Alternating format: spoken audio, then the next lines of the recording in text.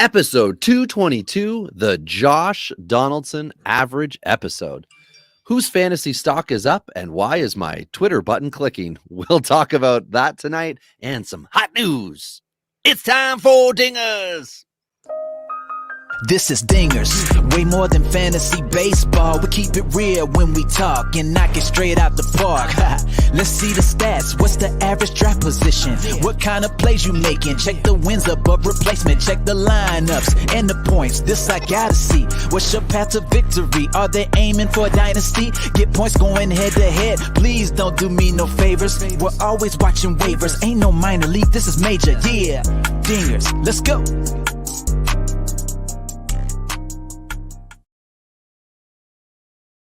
Welcome to Dingers, the only fantasy baseball podcast for smart people. It's not just Sean Murphy that wins you championships. That's why week in and week out, we're delivering tips and strategies to help you live that straight up OG lifestyle. Tyler Child's joined, as always, by Robbie Baseball from the Burger Room. Yeah, Robbie, it what's also up? looks like a baseball hobby room / chef thing. Sorry, I've got something fun and exciting off the hop that I just saw when my Twitter beeped, and we were talking a little bit of Red Sox before. So I've got, tell me when you want it and I'll give it to you. But I've got the Red Sox projected opening day lineup. So when we get to it, yeah, I've got it ready. I'm not gonna change off of it. But I don't think anybody's ready for that. No, but I'm gonna tell you what it is. And I mean, if you are in a 30-team fantasy league and you haven't been paying attention for 3 years, this also could look like your roster. Yeah, that's great. So let's dive in. This week we're going to be covering the craziness that has been the last week in free agency. Like, it has been one of the better weeks of free agency in a very long time.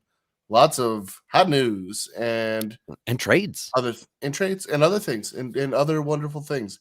That's a funny memory that just popped up in my brain. So there's this guy that used to be a vendor at the Rogers Center in Toronto, and he used to sell frozen stuff, cold beer. No, not that guy. No, he's an ice cream guy. And so if you remember, for a very brief time, there was this like swirly, you know those like candy sticks that have the swirl colors? It's like maybe a foot long, and it's just kind of like a bunch of candy wrapped around. Candy sticks that had the swirls? It's like on a wooden stick, it swirls around. Oh yeah, so it's like a lollipop, but it's the candy's rolled in. Yes, that's right. Yeah. So there was an ice cream of this, right? And so it was called It's a Kadoozy. And so this guy would run up and down the aisles yelling, ice cream, it's a Kadoozy, and other wonderful things. And that just made me go back in time there in my brain. So you're all welcome for that. But let's get in. We're gonna get into it. We're gonna say hello. And you know, obviously we're gonna move through this. It's a night that it's Saturday, so I think, Robbie, the appropriate place to start tonight is just right. A long time ago, someone decided to put stuff in glass bottles. In some of these bottles, they put juice or milk, and that was stupid. Today, only alcohol and a few other products remain in the containers from the gods. It's time for beers and bourbon, because good advice only comes in a bottle.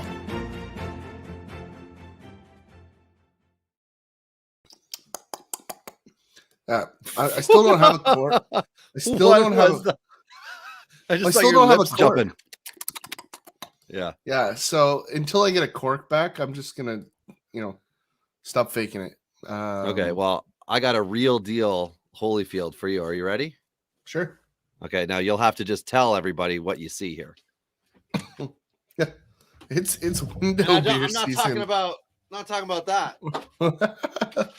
Yeah, sorry for anybody watching this on YouTube. that was not a great sight, but now it is, because what he pulled was a window beer, and we love a good window beer. So double window beer. It is the Pete Canada is going to the window for a beer. So for those of you that are in the southern United States, like, this is a real thing. Like, you don't need a fridge for like the next 3 or 4 months for your beer. You just put it on the back deck, or in Robbie's case, from the murder room, you put it in the exit for the guest. You stick it in the window, and if they get out, they get a beer on the way. Yeah. So let's jump in. But before we do, remember it's trade season. So we want to start hearing about off-season decisions. Hit us up at Dingers Pod or at Robbie Baseball One, or you can get me at Attorney Boss. We love talking trades, Robbie, and we've been bouncing around a couple in some of our leagues back and forth. Just shouldn't we? And I've got one sitting in the queue that I'm wanting to pull the trigger on, just haven't yet, and we'll see what we do with that one. But crown float for Robbie as per the norm. Yeah, and I had sushi. I had sushi for dinner tonight, Ty. Same. Nice. Oh, did you? Hey, was yours from Costco? Because mine was from Costco. No, and just so everyone doesn't get sick over that thought, I am a chef. I am a certified Red Seal chef, and the Costco sushi is perfectly acceptable. It is not high end. It's refrigerated sushi, which is already strike one. You don't want your rice, cold and all those things. Totally acceptable when you're trying to contain a 6-year-old, though, because he won't eat it. So you can just give him cheese, crackers, and meat, as he likes to call any type of food, even though we can give him vegetarian beef slices. It looks like meat. So he just calls anything that he thinks is from an animal meat. Whoa, can I have is meat? That an oxymoron? Vegetarian beef slices? 100% it is. Wait for my chef podcast whenever that starts up. I'm just kidding, but there's products that are called chicken strips, but it's CHICK apostrophe N, chicken strips. And I said, I'm like, that's kind of confusing to people, right? But they do resemble a grilled chicken strip in appearance and in texture very well. Now they have some of them have oat things in them and whatever. So definitely it doesn't taste like chicken, but the idea is some form of replication. But Ray just calls anything that that is meat, we feed him meat, but that is meat. He'll just say, I just want meat, and cow, pig. He's very generic with it. We haven't worked on the cuts yet. Well, I can tell you, jumping right into hot news, Robbie, who is probably now who's now on the Costco sushi bandwagon. That's Jeter now, DFA'd by the Red Sox this week. He's no longer shopping at the high-end restaurants. Once highly touted prospect out of Colombia, and never really panned out for the Red Sox. Had a huge upside, stalled in the upper minors, and ultimately had some failures at the major league level. There still could be something here. You just have to eliminate the strikeout numbers. I don't know that that's possible, but I think there's an interesting flyer. I don't imagine he stays on the free agent market very long just because he's a middle infielder. There's a bunch of teams that could use a lottery ticket, and that's what he is at this point, right? So from a fantasy value perspective, a great buy low in a deep league, if you want to take a small risk, he's going to cost you very little because whoever had him probably drafted him early or traded a little bit of value to get him. Odds are they're willing to get out for a very reasonable price. It could be a throw-in in a bigger trade. So just somebody that you might want to keep an eye on in your leagues if you're in deeper formats. If you're in shallow formats, it's an absolute steer clear until he proves otherwise. So, Robbie, I know you love catchers. I know you love the Pittsburgh Pirates. So I'll hand you this next one. Well, I just wanted to give a quick little Jeter down summary for anyone who's at all kind of thinking about it, because they're going to say, well, I mean, he's got in 600 and change at bats, he's got 30 dingers at AAA, right? And then the cup of coffee and an incomplete season last year with injuries. But he's still got a 36% strikeout rate since going to AAA, since the trade to Boston. And there's a reason why you would get him off your roster at this time of the year, is they're probably hoping that they can just keep him within the system, unless they're just willing to let him go anywhere, to any team that will take him on, because they know there's a swing that needs to be reworked here. You can't just say he'll sort it out. This is not a sorted out guy. This is an absolute project. And there are cases like this every year we talk about. And Shed Long is another one who seemed like he was a good bet until injuries and his level got high enough that they needed to see the production. Now, he got more MLB time with Seattle post-trade from Cincinnati before he ended up in Baltimore last year, but he didn't do anything there last year. So these guys fall sometimes, and I guess it's a reason why you don't want to hold your guys too long when you see a flaw. But like you said, Ty, it could be a cheap pickup for you if you're one of those teams out there who has space and is willing to take a flyer. So, but somebody who, sorry. He's not likely to accept the assignment though, right? Like he's 24 turning 25. So like I don't know the exact rules around the DFA, but I got to imagine he's going to say, listen, I'm going to go be a free agent instead. No? I think he could. Yeah, at that point, the Red Sox, well, you'll see some other guys here, Ty, who it doesn't seem right that they've taken minor league deals, which is why I included a lot of them because they're fantasy relevant for us. But it's entirely possible that Jeter ends up either back with the Dodgers system, he's wherever, like stays in Boston, because maybe there's a hitting coach that he wants to work with or someone that he had success with at an earlier point in time. But we can circle back to him when we start talking about some of these other guys who signed interesting minor league deals. Austin Hedges is the catcher that Ty knew I really wanted to talk about. He signed with Pittsburgh for $5 million, and this is terrible for anyone out there who was interested in a fantasy catcher from Pittsburgh. Jacob Stallings was the last one we even sneezed at being interested in. 163 average for Hedges last year and 294 at bats. This is a platoon guy.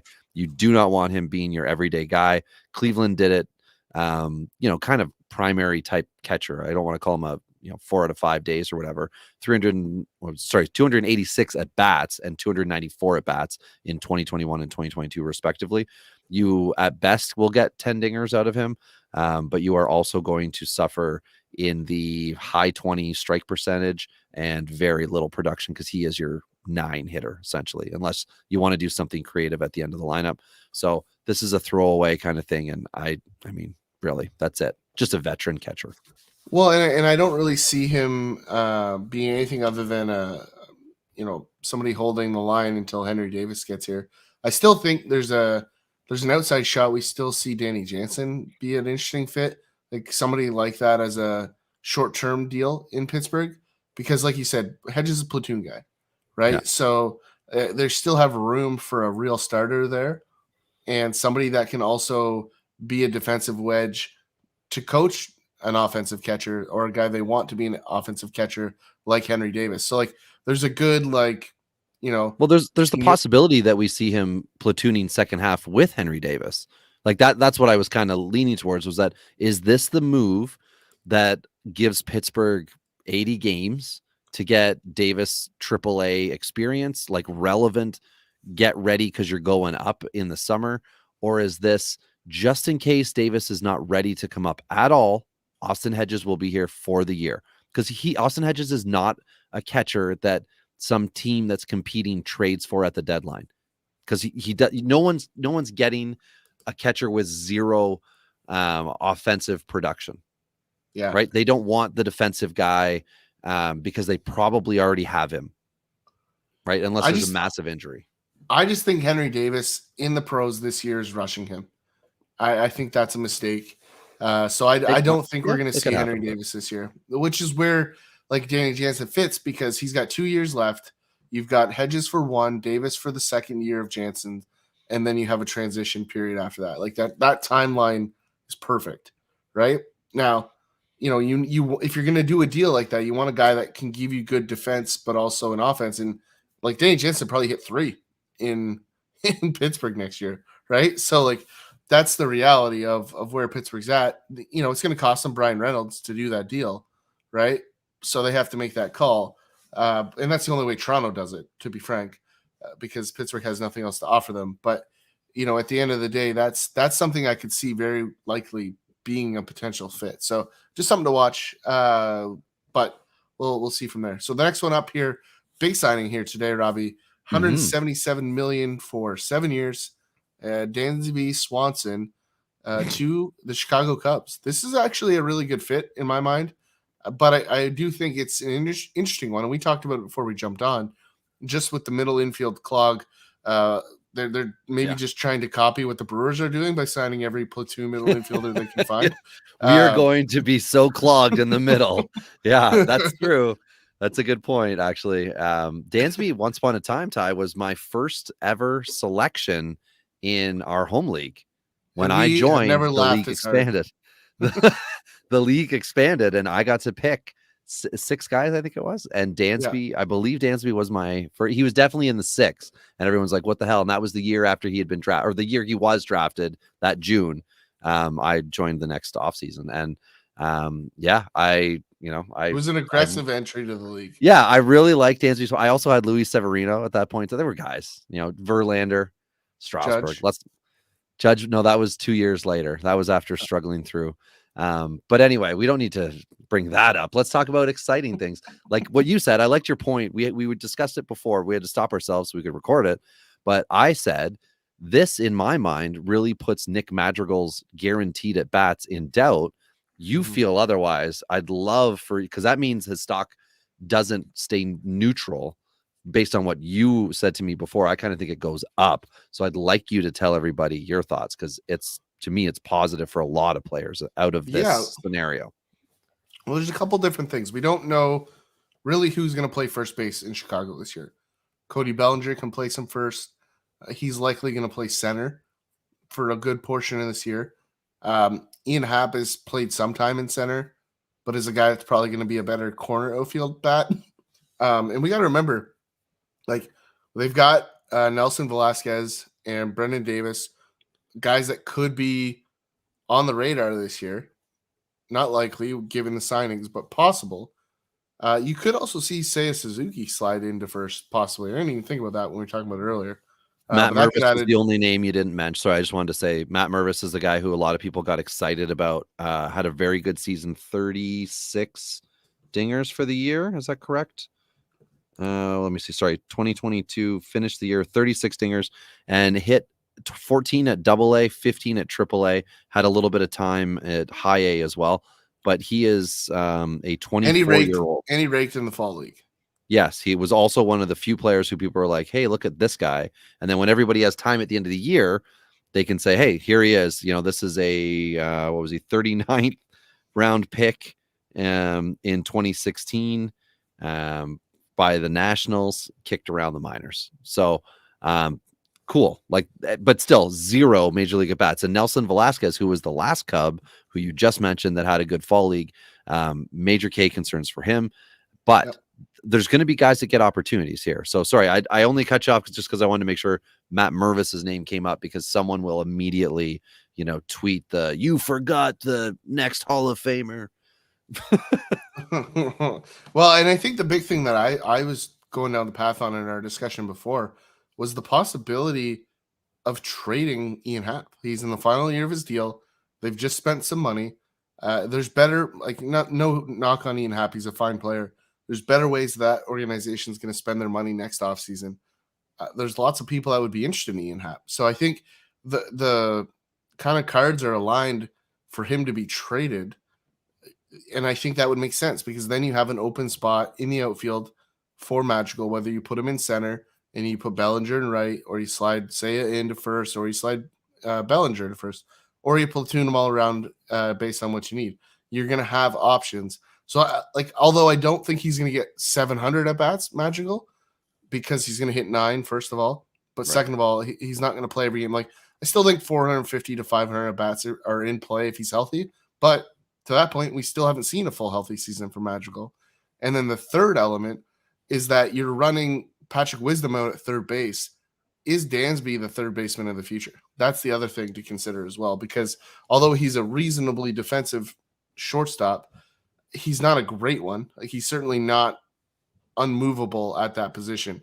He gets the job done, but it very easily could slide to third. And I got to imagine that was part of the discussion as well, is that, hey, listen, you can play short this year, but if there's a time in your 7-year no trade clause, we're moving you to third, and you're just going to accept that. Cool. I'll take your money. Yes, sir. Right. And then the DH possibility amongst all those players that you mentioned too. And the fun thing for me is that in your scenario of moving Madrigal to the outfield, that frees up Nico Horner to just become the second baseman right now, and also allows Madrigal everyday at bats too. And originally, 2 days ago, I was thinking Horner's the shortstop, Madrigal's the second baseman, and they're thin on depth. But, Christopher Morel is a guy who had some pockets of success last year, but he was outfielder, also infielder. They moved him around. So there's bodies that could be moving, in and around to get at bats, and everybody could be in that 400 to 500 range, but then performance will be the difference for the guys who get more at bats. Well, and the reality is too, the Cubs are signing guys like Suzuki and like Swanson to start the wave, right? Very similar to what we've seen other teams do, because they've got guys coming. Like their minor league system's solid. It's not like elite, but they've got depth to it. Like if you look in the outfield alone, like in the top 15, we're looking at Pete Crow Armstrong, Brendan Davis. We've got Alex Canario, who had a rough offseason injury. So we'll see double surgery for Canario, Ty. So, so we'll see ankle, what that means. Yep. Yeah, ankle and shoulder. But then you've got Owen Casey as well, right? So you've got several guys there that track as major league guys, right? And that's what's interesting. So you have some depth. You've also got Christian Hernandez, who's a couple years away at the shortstop position, right? So all of what we're saying, starting trading with Happ, trading Bellinger at the deadline, those are deals that the Cubs should be making if they're going to get back into contention, because the roster they've constructed to date is not going to win them the NL Central. It's just not going to happen. No, Alfonso Rivas is currently slated as a lefty opening day guy with Matt Mervis as the opening DH. And then you have PJ Higgins, who I'd absolutely forgotten about, but he's like a catcher type, 29-year-old. Like this is flash in the pan right here. There's a reason you forgot about him though. Yeah, absolutely. And then they do have, like, this is Fangraphs roster resource, just very quickly went there to look. They've penciled in Christopher Morel at third base. Do not count that as gold. This is the same website that rushes to put players on teams based on rumors that haven't been substantiated. They do it before official signings. It happens all the time. In 3 days, this could be different. But the one thing that I do kind of think looks decent is the rotation. And this is from a floor standpoint, not a ceiling. But Stroman, Taillon, Hendricks, all solid three SP3 types who have SP2 ability. And then you got Justin Steele and Adrian Sampson. Who had sneaky good seasons last year, by the way. Yeah, like not proven by the long term, because we've seen pockets, right? We've seen a little bit of success from guys here, and then everybody in fantasy goes, balls deep in for investments, and then they pump a 6.12 ERA the second year. But definitely a solid start. So for fantasy purposes, which is why I was saying it, there's other things that have occurred with the Cubs that lead me to believe that there will be some save hold opportunities for other players as we continue down the list. But we should buzz through a few of these guys now that we've done the Chicago. You have to take the next one. Absolutely, I do. I actually originally had this as the first one, but so much has happened that he's now batting fourth. Cleanup. That's right, everybody. Hoy Park is on the move again from Pittsburgh to Boston. Now Boston, he got DFA'd. Atlanta picked him up, and the reason is he's fast and moves around the base pass well. But after his little AAA stint in 2021, where he was like MVP level contact guy, and then came up and like didn't adjust well with Pittsburgh, which I'm sure is hard when you're with a really crappy team. He was crappy last year in AAA, and that's why he's bouncing around now. So this might not be his last team this offseason, but now he's with Atlanta, who also signed Ehire Adriazena. Nailed it. Minor league deal. Former Minnesota Twin, middle infielder type guy, third base average only. Nothing elite about him. And I'll just spell the last name because I tell people I do it if I can't pronounce it right. Adrianz, not Z, Z-A. There you go. Nailed it. And then you can do the least important of all of the Oakland moves, which is actually the next 3 points. I got to move. Yeah. So the big news this week was the Sean Murphy trade to Atlanta, which, I love Sean Murphy. I've talked about Sean Murphy being underappreciated, being a really good defender. But to me, this was a massive overpay by all parties involved that are named Atlanta. And I just think that they gave up a ton. Like, I just don't know, when you have Darno already on your roster, that you must be absolutely certain that William Contreras cannot play defense to make this trade. Because, like, if you look at the offensive side, like, they're almost on par, right now. Absolutely. And Contreras is so much younger. Yeah, and Contreras likely in a 10-year stretch here will be the better offensive player. So you made a defensive choice here to go with Sean Murphy, and it's a good one. He's a very good defensive catcher, and certainly something that we don't see as many teams going with this strategy as they should. But it's an interesting move because they gave up a pile. They gave up Kyle Muller. They gave up Manny Pina, which is obviously nothing. Freddie Tarnok was their other big prospect in the deal. I only organized it based on what team got what. So Atlanta got Murphy, Milwaukee got William Contreras, Joel Papayams, and Justin Yeager. Oakland, because there's a third team, Milwaukee weaseled in, got Kyle Muller. Oakland again. Kyle Muller, Asuri Ruiz, Freddie Tarnok, Robert Salinas was a J2 dude, and then Manny Pena was almost like required for the trade to happen, simply because Oakland was not getting William Contreras in that deal. Well, but I mean, they have Shea Langeliers, right? So like that makes him the starter, which great for Shea Langeliers. Like he's now an everyday catcher. Congratulations.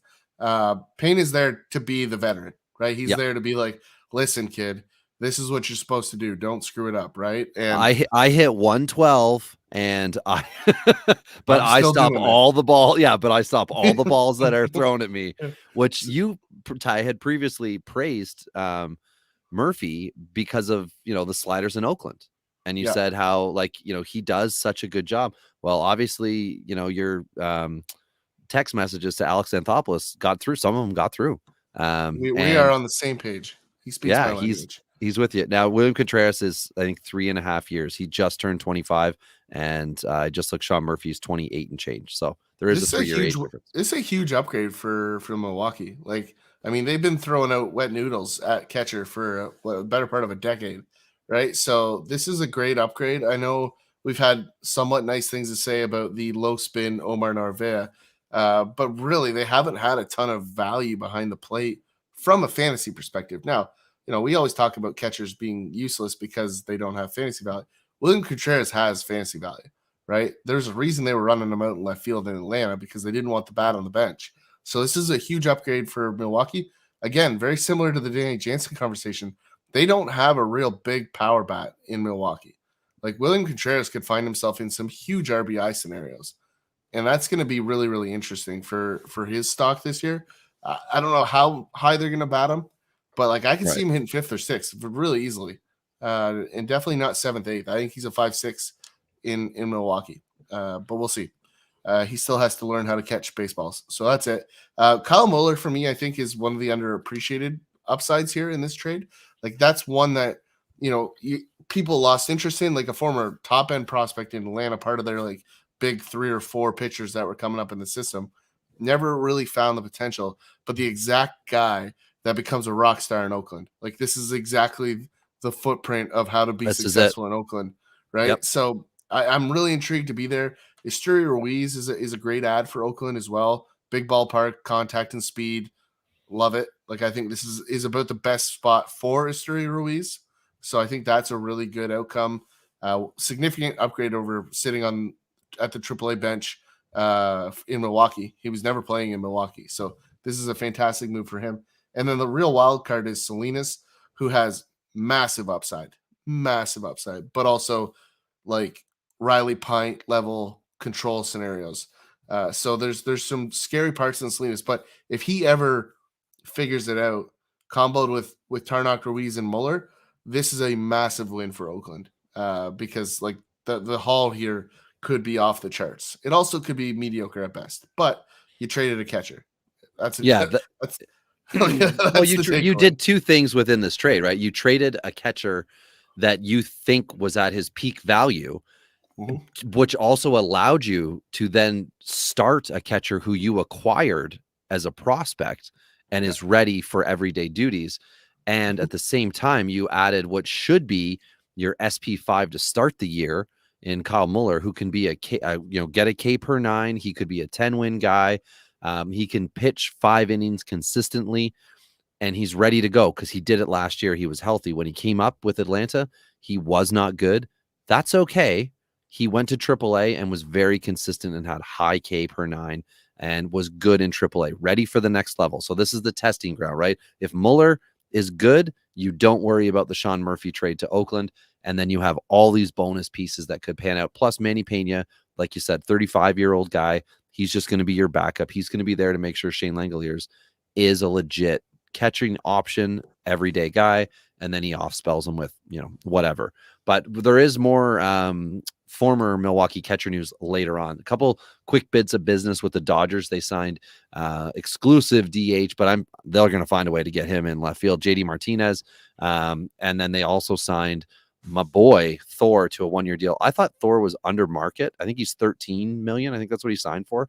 And I got to say, there's a lot of pitchers who signed for more than that I don't understand why the Thor dislike must have been out there in the market, but it could have something to do with the fact that he seems like maybe more of an injury risk. I can't see it being a performance risk because I can see what he got moved to the bullpen last year. He got moved to the bullpen on a team that went to the World Series, and he was coming back from Tommy John, or sorry, I should say Tommy from. Yeah, he did. That's right. And then what happens to those guys is sometimes arm fatigue, things like that. I think that was a strategic move. This is the key move. He wasn't good enough for the Angels rotation. Yes, he was. He was good enough for the Angels rotation. Then they moved him.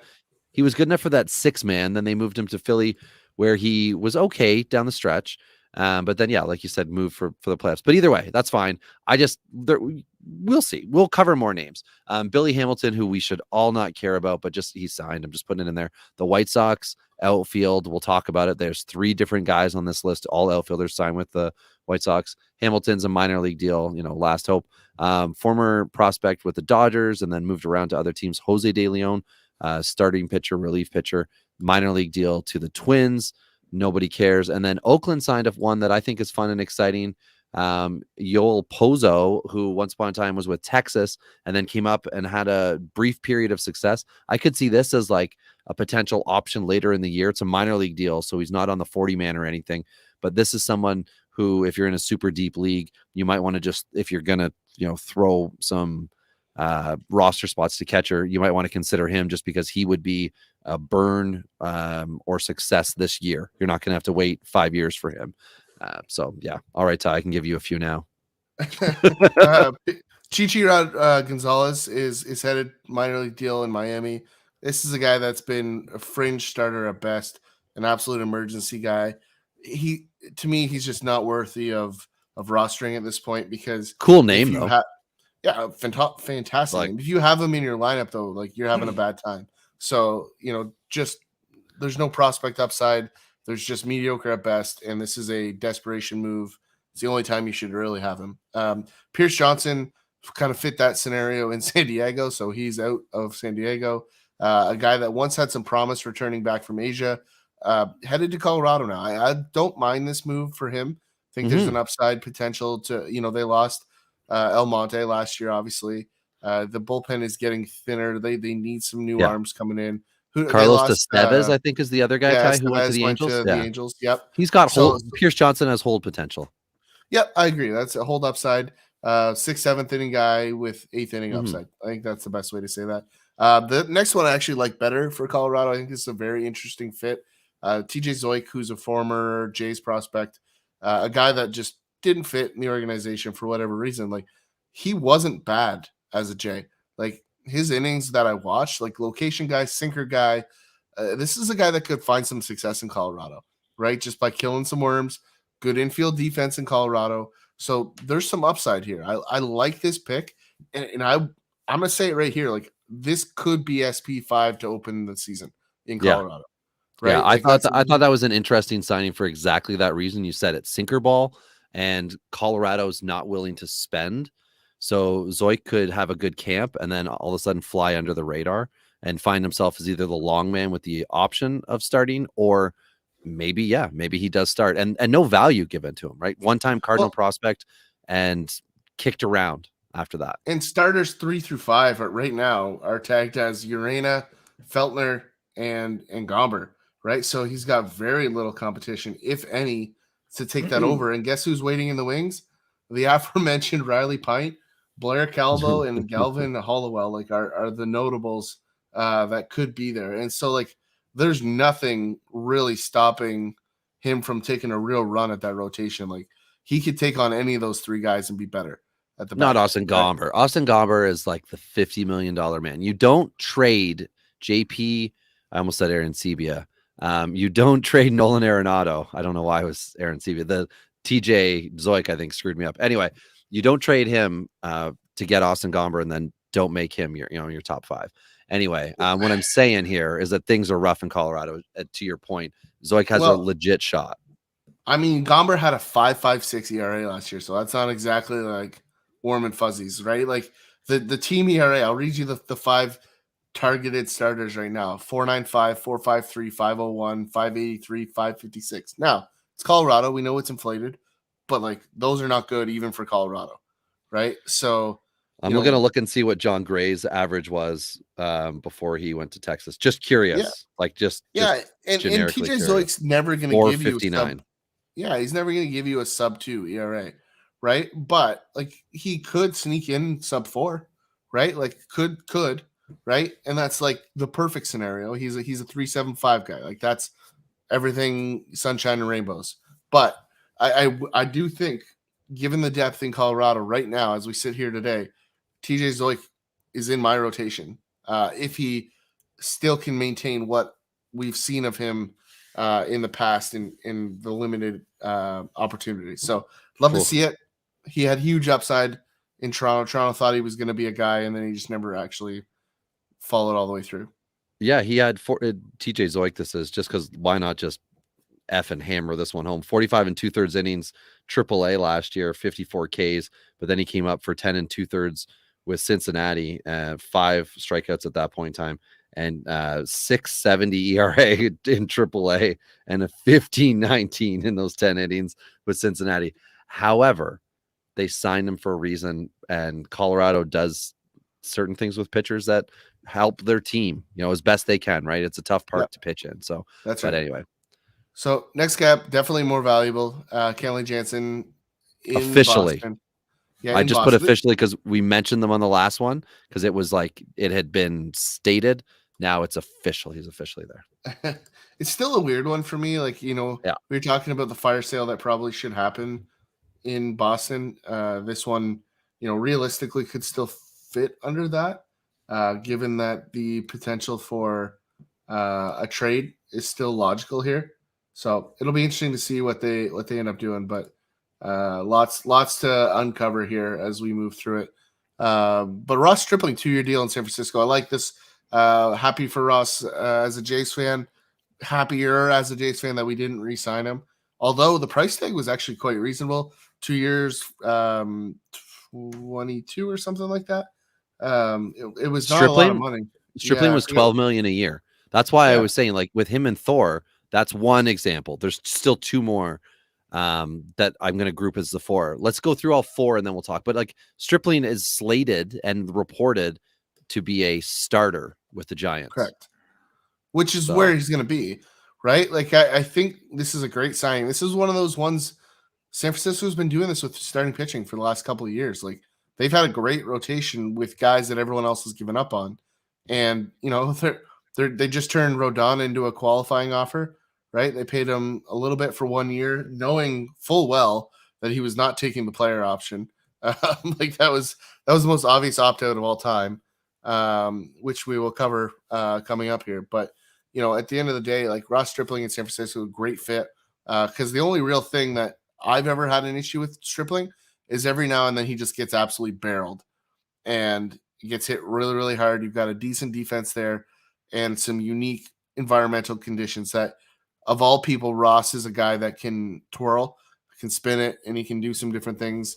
So I think this is a great fit for Ross. I actually think it pumps his value as a fantasy starter way more than it had in Toronto.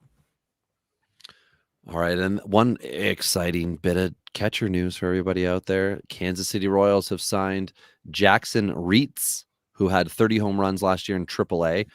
Decent average in OBP too. But he's on a minor league deal with the Royals. So that's interesting. Why is he a free agent? Because he was a 3rd-round pick from the Nationals in 2014. So he ran through as a minor league free agent because he didn't get the minimum required ABs. So they can't control him forever. So in 14 through 21 was his 6+ years of control.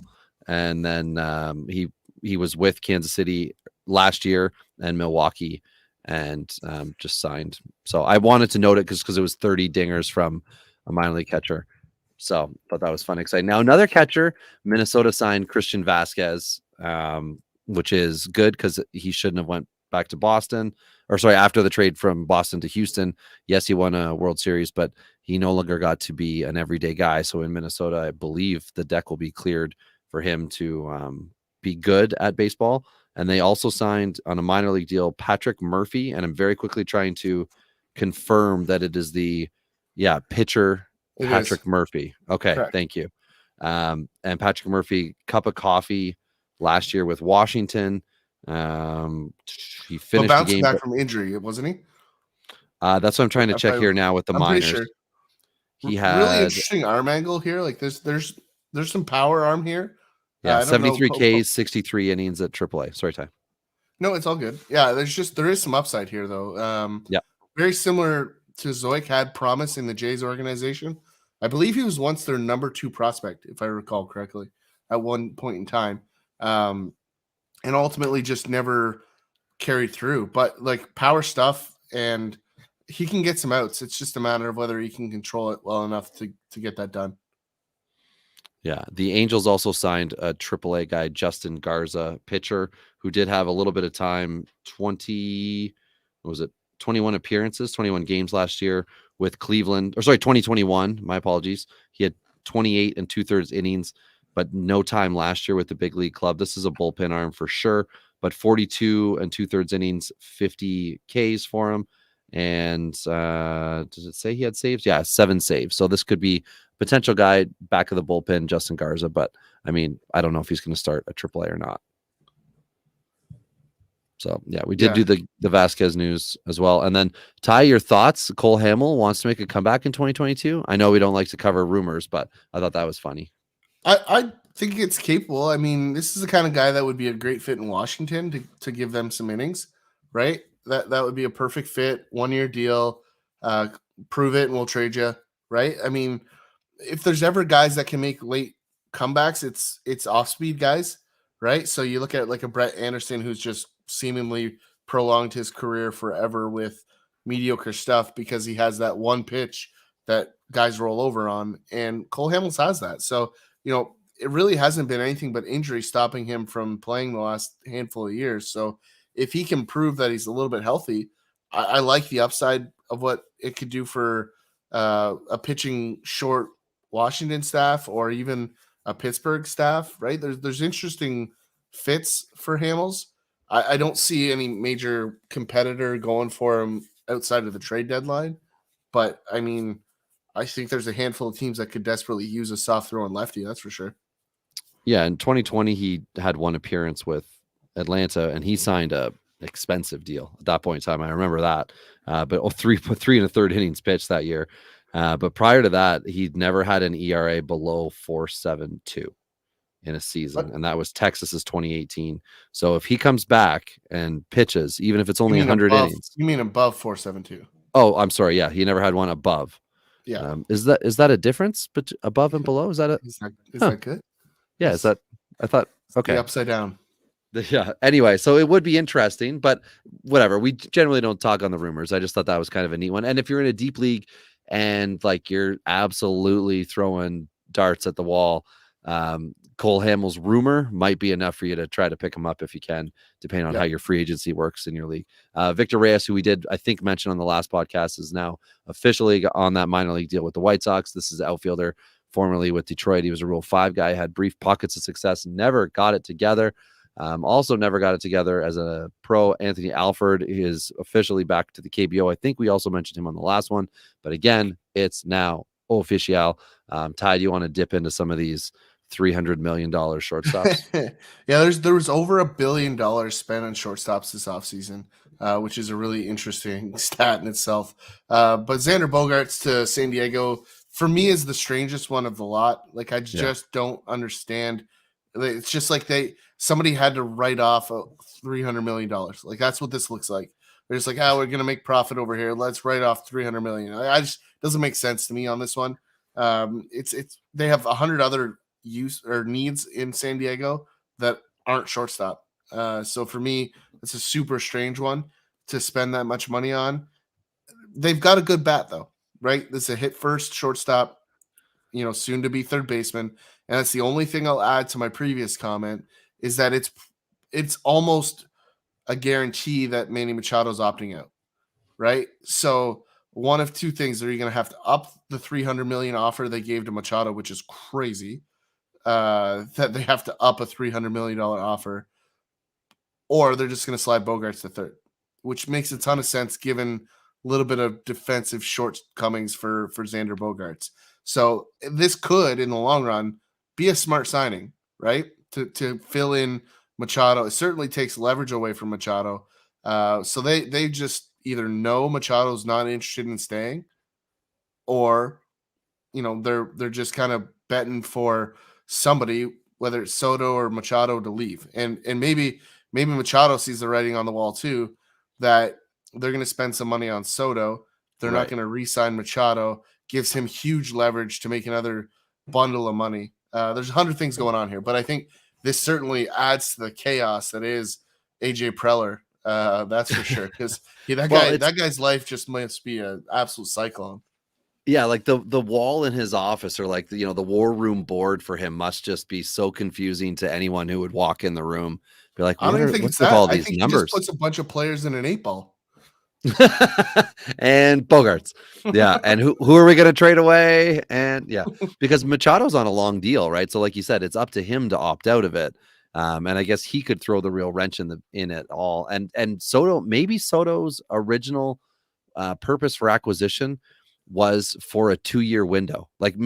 Honestly, maybe that's what it was. And they're like, well, Bogaerts is out there. Let's go shore this up. And for sure, we're going to move Tatis, or for sure, we're going to, be able to do one of two things with Bogaerts. And maybe Bogaerts has first base potential. I don't know. But either way, it's weird. And then not that the NL West wasn't already loaded with shortstop potential over the past several years. But they added another one, even though Trey Turner left the division. Carlos Correa, who I don't think is nearly as exciting. And honestly, an 11-year deal in San Francisco for Correa, I think this will just become in my mind anyway, I'm not a West Coast fan or whatever, West Coast guy. But Correa will just kind of be forgotten. A lot of people must have forgotten what has happened in Houston with his time, injury issues, things like that. There was a period of time where however many games Correa plays, as long as Bregman moves over and I keep that shortstop eligibility, it's going to happen. That was a thing that everyone's forgotten about, I think, a few years ago. Now, if Correa can continue to be healthy, sure, but he didn't have a hot start last year with Minnesota, finished fine. But my God, the amount of money they're paying these guys, just whew. See, for me, this one is one of the better signings of the group of shortstops, right? For me, it goes Trey Turner to Philly. That's the best fit by a long shot. Then it's Correa for me, and then it's Bogaerts, and then it's Swanson in Chicago of the four. So I like this one because you've got a really good defensive shortstop. He's a big body that can play third if his body starts to slow down, a la Cal Ripken, right? The arm is elite, right? It's probably the best shortstop arm in the game, which means even if his legs slow down, he's still a good third baseman, right? We know that works because we've seen Manny Machado do it. He's got the years. I'm not entirely sure without pulling this up really quick, but he might be the youngest of those four guys. He's 27, so I'm not. He's definitely younger than Dansby. Yeah, so then he's the youngest of that group because the other guys are older. So, you're looking at an 11-year deal that gets him to 37 or 38, as opposed to all the other guys that are going to be, except for Swanson, the other two are going to be past 40, right? So when you look at it in that perspective, you look at it as a big body shortstop. I don't mind this deal. If you look, 11 years down the road, $35 million a year for one of your best players isn't going to be, it isn't going to be that bad. So as long as he is still one of your best players, right? As long as that hit tool like he was kind of, second highest at batting average of his career last year, 291. I think he had a 315 season. Nothing else has been that. He's a 20 home run type guy, bigger park. Let's just hope maybe the power stays the same, or the power output. Never been a stolen base guy outside of, I think, rookie year or sophomore year. So you're fit from a fantasy standpoint solely here. This is a guy who needs a really good team around him, and San Francisco does not yet have officially that thing. They have a committee by numbers, which kind of caps him somewhere maybe in like the 70 runs, 70 RBIs, but the potential is there that that's also his floor. So that's a good floor. And as long as he's healthy, as he has been the last 3 years, you can expect a 70-70 guy with 20 home runs and a solid average, but 0 stolen bases. If someone told me which player is more likely to get hurt, Turner or Correa, I would tell you I'm going to go with Turner being the injury prone guy, given the age and the speed profile there. So, like, for me, I like this as a safe bet. It's a very San Francisco play, right? It's a very strong fit for their organization. And what it does is it allows them to bring other ones in, right? Like this is a organization shift. And what I like about all these deals is that none of them have opt-outs. That's the big thing. Right. Yeah, they're guaranteed. Can you go to Correa's like baseball reference page for a second? Mm-hmm. Okay, because I would like, I am on Trey Turner's, and I would like to play a fun game, because as fantasy guys, we either only remember the good times and forget the bad, or only remember the bad and forget the good.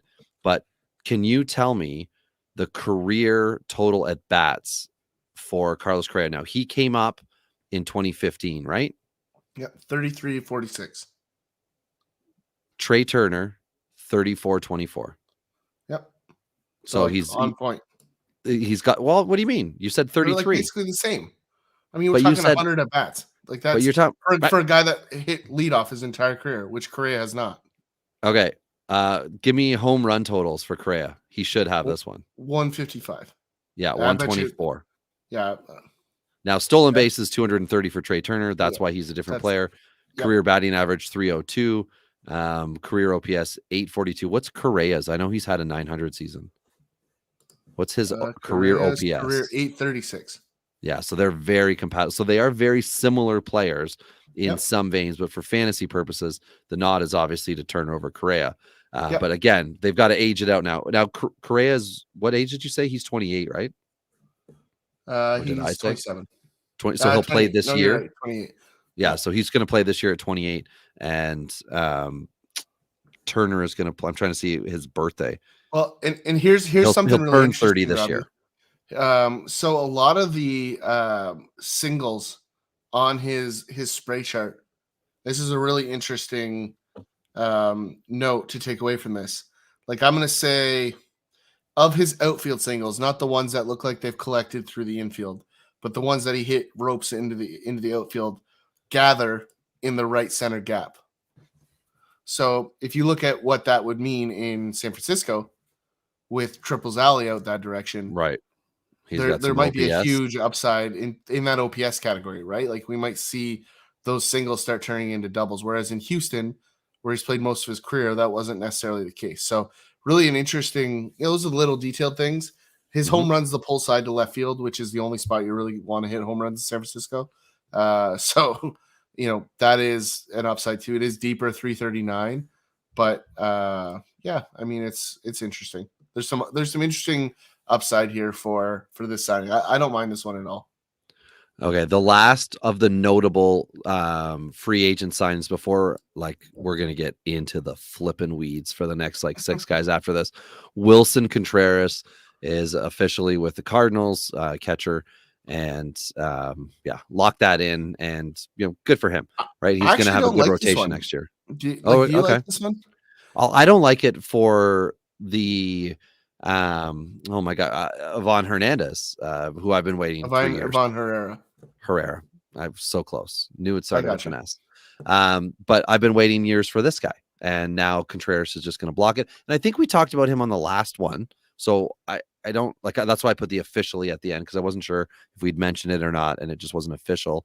But You can't be a Cubby and go to St. Louis. Like that's I Boston Red know, Sox and material. there's a lot of Right. central movement this year, right? Guys are moving from one team to the next.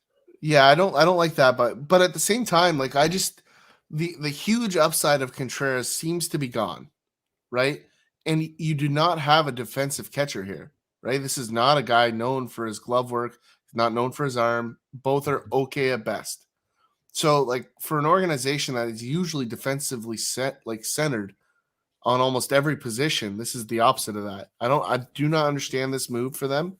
There's better options in the trade market than signing Wilson Contreras for what you did. You have outfield depth to trade, and there's tons of teams that were looking for outfield depth. I don't understand this move. They would have been much better going after Carlos Rondon or somebody else that could help their rotation as opposed to Wilson Contreras. This one is just, I don't know. Their rotation's fine, but it's not elite. And that's where they lost in the playoffs. That's where they're going to lose again this year. Their offense is good enough. They just can't. They're not going to win on the bump in the starters conversation. So I think is just a poor use of funds, if you ask me. Well, Mike Zunino signed with Cleveland, and maybe he would have been a better fit in St. Louis on the 1-year deal because he can hit homers. He's not an average guy, but he can be somebody you can count on, and he does have some playoff success under his belt. But anyway, he's with the Guardians now, who are, remember, a playoff team from last year. And then this one is like really deep cut. I did the Mike Zunino. You thought that was like deep and useless. Yonny Hernandez was DFA'd from Oakland, and you're already wondering who in the hell I'm talking about. The Dodgers picked him up, which is interesting because when the Dodgers pick somebody up, much like Tampa Bay, I'm going to have a look. He is useless. However, you know what he does? One thing really well. He steals bases. In 253 at bats last year at AAA, he stole 31 of them and somehow managed 30 RBIs as well with a 240 average. He also is a very good OBP guy, 349 OBP. I'm not saying the Dodgers are going to make him into anything, but this is the type of guy that the Dodgers make into something. So just mental note. That's all it is.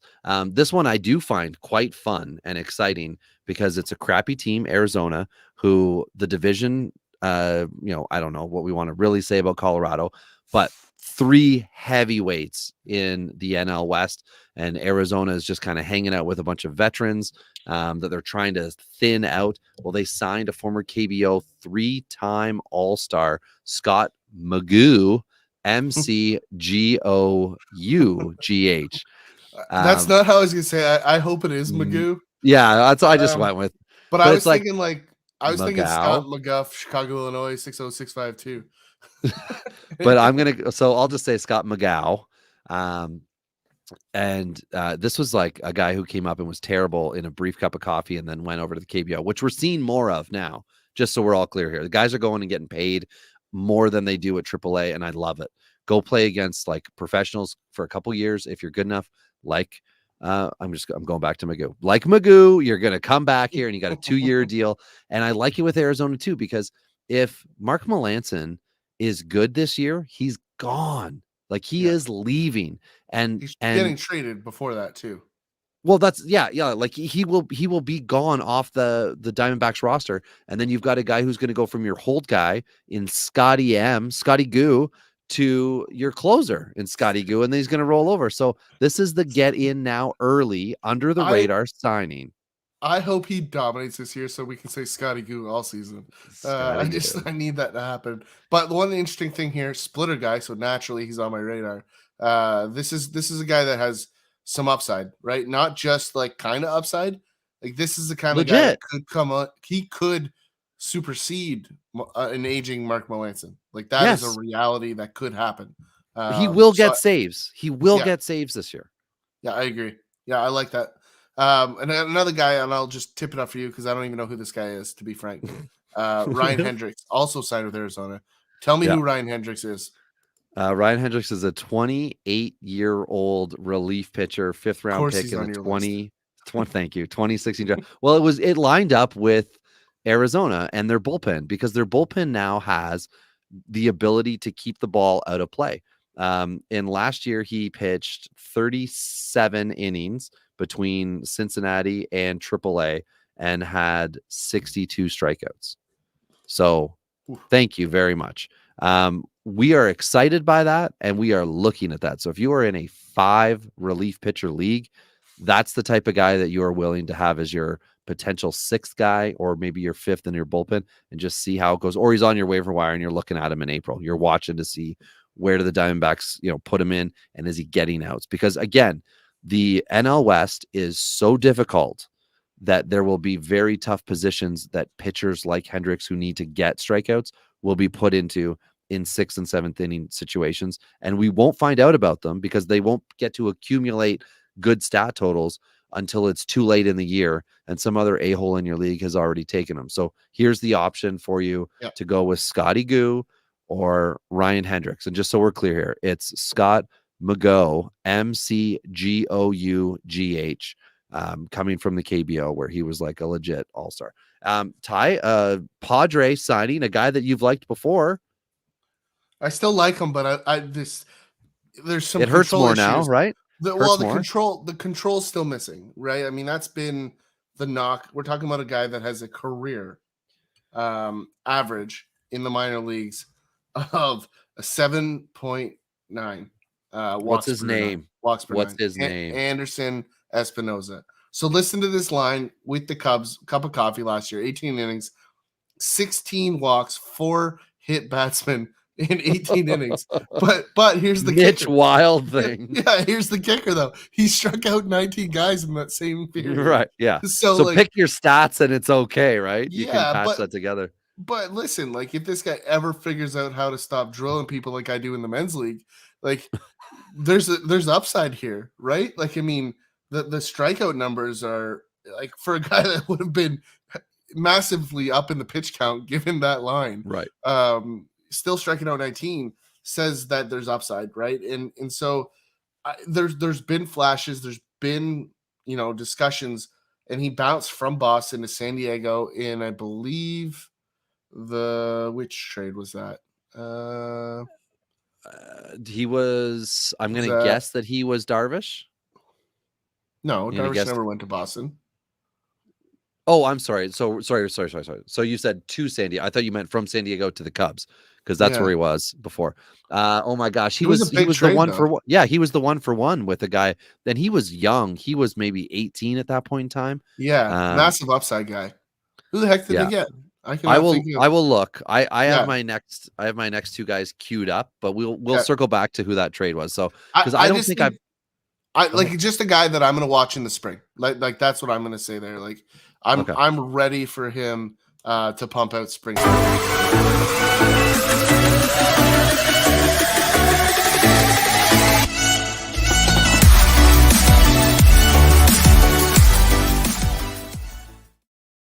Like if they're not watching on YouTube, they don't know what just happened. I explain this every time. We are the only ones. We are the only ones who see that it says spring training stats. It fits the play though, because they're also not watching the right things in spring training either. Boom. Oh God. Why don't you get someone from your office to just like while that music's playing, just to voice over, be like, spring training stats matter. Just something for the listener, No, because I want it to be so annoying that in the spring, when I tell you guys are going to be good, that you listen. Okay. Because I get those spring guys right a lot.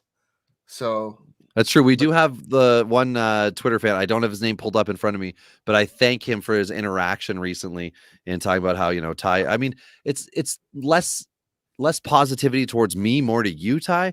But I mean, we'll take it. I'm going to collect that on the, half of Dinger's pod side, even though we'll put it testimonials on our future website. Yeah, that's right. Only good things have been said about your predictions with spring training and others. But anyway, I don't think I talked enough about the Diamondbacks bullpen, which we all know elite. So let's talk about a guy who's not going to be there next year, and he wasn't a bullpen guy anyway. He was a starter, Tyler Gilbert, who you'll remember from 40 innings, and it was a perfect game, I think, in 2021. Or no, sorry, not perfect. No hitter. Yeah, it was a no hitter. Sorry, I shouldn't have said rarefied air. Scared me. Yeah, but anyway, last year he had 17 starts between AAA and MLB, and totaled 78 and a third innings with 46 strikeouts and an ERA you don't want to know, north of 6. But anyway, he's just somebody who's now out of the organization. I'm not sure where his landing spot will be. Probably by the time this airs, it'll be out there. But whatever, we'll find out. Another guy, total peripheral dude, but someone I'm interested in is Sam Clay. And I understand why you're questioning what in the hell or who the hell I'm talking about. So this is somebody who hasn't pitched a whole lot, but last year managed 40 games, finished 7 of them, 43 innings, 45 strikeouts. The ERA was 3.56, AAA, and then he just bounced around a little bit with the pros. And what did he finish at? He had an 8.44 ERA, 5 and a third innings. So didn't get enough time between Washington and the Mets. Equates to no play for Mr. Clay. Yeah, no play, Mr. Clay. But I do want to say that this could be someone who we might just want to have a look at as we're looking at the Diamondbacks bullpen. Ty, this was another guy that the next two I thought signed well below what I assumed they would get. And if I don't want to talk about the Blue Jays signing until we get there, but someone who I don't understand how he wasn't Michael Lorenzen, I'm talking about with Detroit, signed for like one year, 8.5. It doesn't matter. Of what I deem to be below market value. But this is a guy who was supposed to be a starter last year with the Angels and was fine and then got hurt. So if you believe in his health to come back, which he's had a good track record from health standpoint, and he can also hit, not that it matters. Well, but he went to Detroit. This is just a deal to get innings, right? Like Detroit needs to fill one rotation spot with a guy that can give them some innings. They also brought back Matt Boyd, right? So that you've got 2 guys that can fill the back end of that rotation. You've got question marks, and you've got a guy in Tariq Skubal that they asked some hard questions in that organization. Matt Manning's 4. Well. Who else? Do you know off the top of your head? Erod. Thank you. I was going to say they signed someone for multi-years last year. So that's the 5. I'll look up their and you're going to be waiting on Casey Mize, right? Like Casey Mize is going to be out for 2024. Yeah. So he's probably out for all the year, but you might see them run him into the fall just to get some major league innings. We'll see. But I doubt, he was an early injury last year. He was June, maybe. So he's both Skubal and Mize are on the 60-day DL. So Spencer Turnbull's the other guy. So, and Turnbull is the third oldest. Sorry. So Lorenzen at 31. And what's the sneaky guy they got from Cubbies? Joey Wentz had a sneaky finish to the season last year. Like had a couple of really strong starts down the stretch. Like he's going to battle for one of those spots too. So Garrett Hill was serviceable in his time, not elite, but serviceable, got innings. And then Ronnie Garcia, who was like the last Rule 5, like prior to this year, he was the previous Rule 5 drafts first overall pick, and then spent the year in the bullpen with the classic, right? Spent the year in the bullpen with the Tigers. Then now he's going to looks like be down in AAA this year, and as a starter, he's only 25. Yeah, so interesting, and lots of upside in their future in Detroit.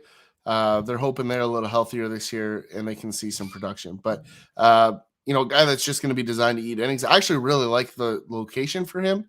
Ryan Yarbrough in Kansas City is a guy that just gets people out. Like, I mean, he does his job. He's never going to be flashy. He's never going to be 9 innings, shut a guy down. Although he did get robbed of a no-hitter in Baltimore a few years back. Almost got it done. I like this signing for Kansas City. This is one of their better signings in a while. Cheap, efficient, and it was cheap. It was like $3 million or something like that, Ty. And so that gives them a potential rotation of Singer, Lynch, Yarbrough, Keller, and Bubic, which is good. Like I would not. Sorry, let me rephrase. Has potential to be fine. Shouldn't say good, because of that group, we've only seen Yarbrough have a good season, which was I think 4 years ago now, and Singer last year. This is one of those deals too that comes with knowledge, right? Like this is one of the guys you sign to bring the Tampa Bay recipe, right? You're talking about a guy that doesn't have overwhelming stuff, and they're going to just be like, all right, tell us everything you know. Well, and Ty, that's a huge piece of signing sometimes. Kansas City now has a former Tampa Bay Ray coach. Correct. In that clubhouse. So I think that's where the Yarbrough signing comes from. I'm hoping there's a little magic, because Yarbrough might be the type of guy, you take a flyer on if you already have some, solid veteran starters in your, fantasy rotation. Yarbrough could be the type of league winner guy if he can put it all together. 100%. And just for, telling everybody everything, right? Well, I'm not going to lie to you. Tyler Beatty was one of those guys once upon a time, Ty, and he signed in the KBO. Yeah. So don't take Yeah. everything I say. Which is hilarious because he's going to the KBO and Tommy Malone is signing in minor league deal, right? Like Seattle. That's my only DePoto news. Sad. This is 100%. Hey, we need somebody to pitch in AAA. I'll be that guy. Why not? And that's exactly right. Tommy Malone is there because they have promoted the 3 guys that they want to see pitch full seasons. So he's a perfect guy to be back there. The Mets have also signed quadruple A pitcher, and I think we talked about this last time. Is it Cody Senga?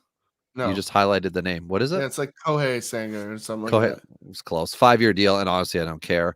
So just too many. We're going to have some of the Asian Hode. Okay, we're going to have some of those guys not do well, and perhaps he will be the one. I like this one. I actually think this might end up being one of the better Asian import signings in a while. Like 75 mil for 5 years with a SB2 upside. Like there's this guy that throws missiles with a splitter. The big question mark here is the hook, right? Like that is the thing. Is it good enough to get major league hitters out?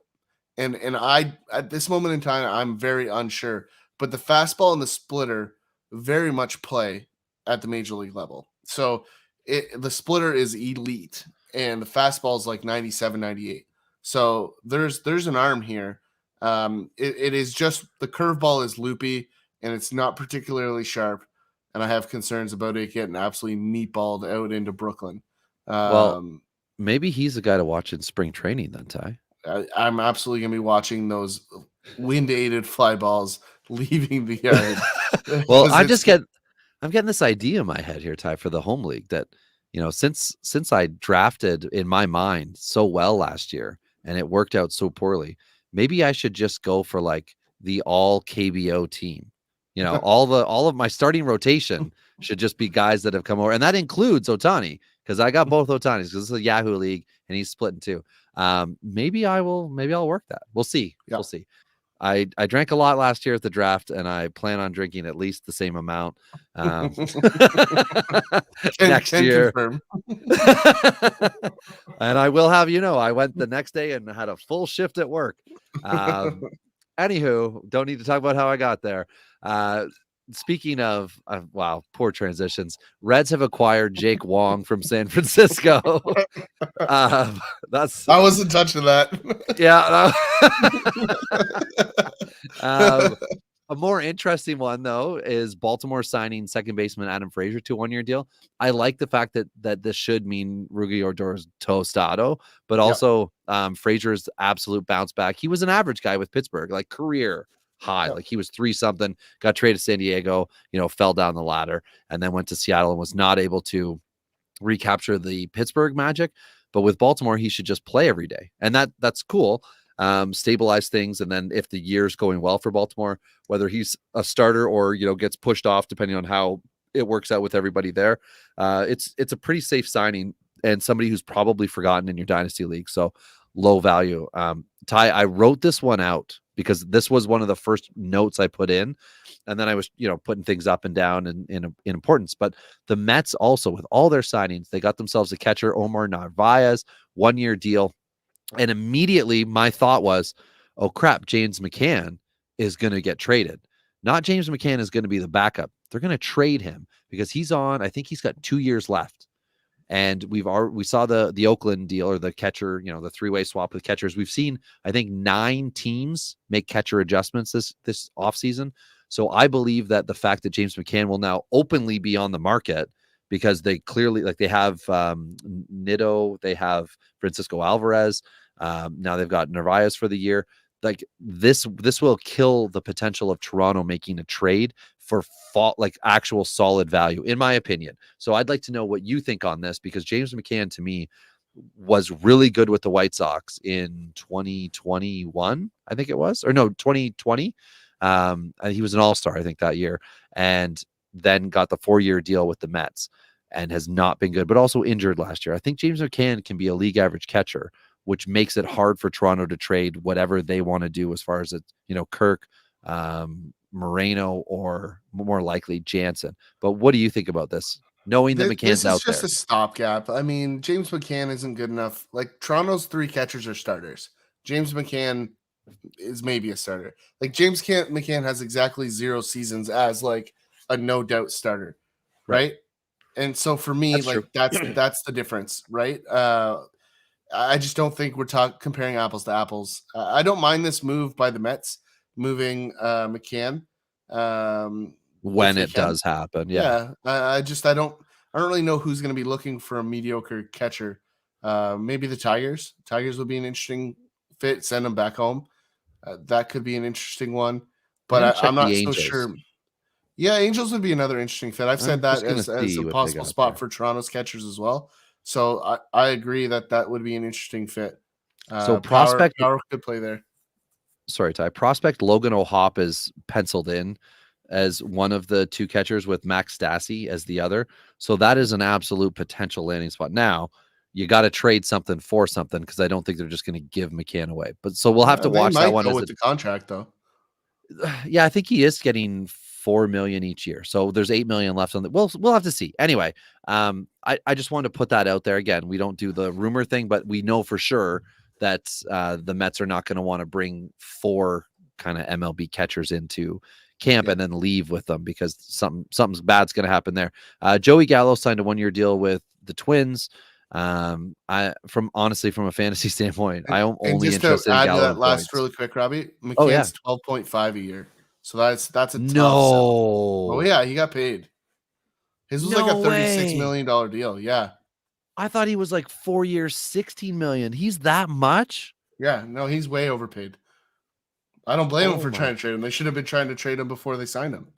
Oh my Uh, God. I didn't know he was making that much money.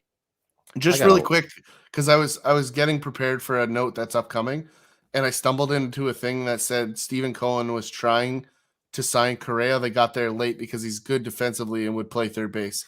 I'm like, yeah, he's not signing with you if you're like, hey, we want you to be our third baseman, bud. yeah, it's I a just, holy 4-year, 40 million for McCann. I yeah, can't believe that. a lot of money. But I just sorry to jump in there.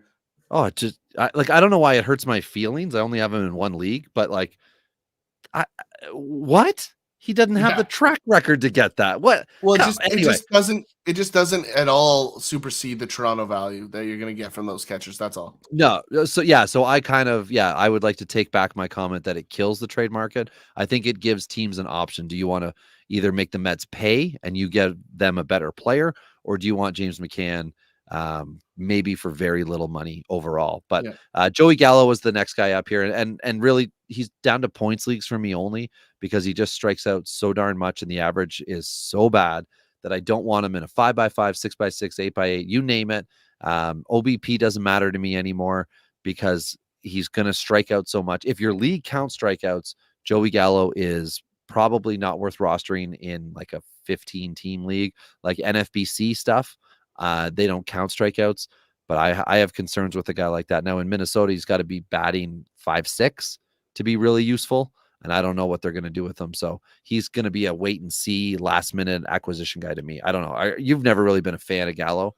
Not really. So I'm changing with the Twins, right? I mean, it's a low risk for the Twins who lack power. So I don't hate it as an upside play. It basically replaces what they got from Gary Sanchez last year, just as a lefty. So it's an interesting move. It's a non-relevant move. And they got a guy that has peripheral metrics to justify what they paid him. So I really don't hate it for the Twins, who've had a tough time spending money. So it'll be an interesting move for them. All right. Owen Miller to Milwaukee. Yeah, this is part of that logjam we talked about earlier in Milwaukee's infield. Like I just don't understand what it is they're trying to accomplish, piling up a bunch of mediocre infielders. I like Owen Miller. I talked about him a lot last year. I like just as a guy that has great at bats, makes contact, hits the ball fairly hard, but not really light tower power, just line drives. Yeah, that's all it is. There's low home run totals from him, Ty. Never more than 13, and that was in Double-A in 2019. Just under 25% K rate, so that doesn't hurt you, but he doesn't steal bases. He's not a great OBP guy at the major league level anyways. He 301 last year was his career high or whatever. He's 2 years in the pros. But he also doesn't, get to third. He's got 1 triple. I don't know exactly, to your point. I don't know what the plan is for him, but I know that this hurts my hope for Keston Hiura. And that's pretty much it. Because Miller played some first base last year and started hot, and everybody got so excited in redraft formats, because dynasty owners, I think, were like, this is pretty flash in the pan, and then it came back down to earth for him. OPS. The only other thing I can think of is they're trying to position to trade Keston Hiura, right? All right. Because they picked up 2 right-handed bats on the infield in this offseason. Like it's a weird strategy if you're not trading Hiura, because like he's just going to sit dormant, right? Because he's not taking outfield at bats away, and he's not taking anything away from Brasso as a splits guy, right? So you literally you're just getting power. That's it. So I don't know. It makes no sense to me. We'll see. Trevor Williams, Washington, fits partly into that conversation we were having earlier about whatever plug really Cole Hamels innings, right? So Williams has had some moderate success in his career, like nothing elite at any time, but could be a good SP5 in Washington. All the signs and rumors suggest he's been told he's a starter in the rotation, and so that's a good. I like that signing for Washington where they're at. 2-year deal for him, Ty. And the one thing I did want to say is that last year he flew under the radar with the Mets because he did both, right? He had a few starts. What did he have? 9 starts. But he was also a bullpen guy for them, 21 bullpen appearances, 89 and a third innings, 84 Ks, kept the ERA down 3.21. Sorry, I wasn't sure exactly what it was there. But I like this. I know the Nationals are going to struggle, so you're not going to get the wins from him. So if you're 5x5, far less desirable. If your league counts losses heavily, points league too, that's going to bring him down. But a 2-year deal gives a bit of stability for Williams to become a starter again. And he is 30 years old. He'll play this year at 31, or finish this year, at 31. I genuinely like him to be like a final roster piece on some of my teams this year, because he has the ability to play up. Now, the wins, like I said, that's going to be the hard part. But if he can be okay and that Washington defense is all right, maybe we'll see a good start to the year for him too. I don't want to talk trade with, don't want to do that with every free agent signing, but this is somebody who could be interesting. Yankees had some pretty crappy stuff. Unless you wanted something else on Williams. Nope, I'm good. Some pretty crappy goings-ons. Remember Art Warren? People were excited about him. Yeah, with the Reds. Well, anyway, he's now on a minor league deal with the Yankees. Jake Bauers, remember him? He's now on a minor league deal. And then James Norwood, who I honestly don't really know who that is, but I've looked, and I don't think we need to be too excited, because last year some of the Yankee minor league pitchers that I got excited about didn't get a sniff of time. So I'm not going to believe that anything could happen this year with them. But somebody who will get some decent inning opportunities, saves, and holds with the Cubbies is wily veteran Brad Boxberger, who spent at least 2 years with Milwaukee and was a really good save hold guy. And I even have touted here potential holds leader with the Cubbies. And that's based on that rotation being all right, and him coming in a position where the team's up and he just holds it in the 7th. I don't know that he's going to be out there for the 9th very often, but Brad Boxberger, wily vet, if you're in a holds league, he's definitely a guy to have. If it's like a category on its own, he's definitely a guy to get on your team this year. I would say that. Yeah, and it's definitely, I don't mind that one at all. Carlos Rodon to the Yankees is like a match that was just meant to be. A very Yankees guy. He immediately chirped Verlander and Upton, which I found hilarious.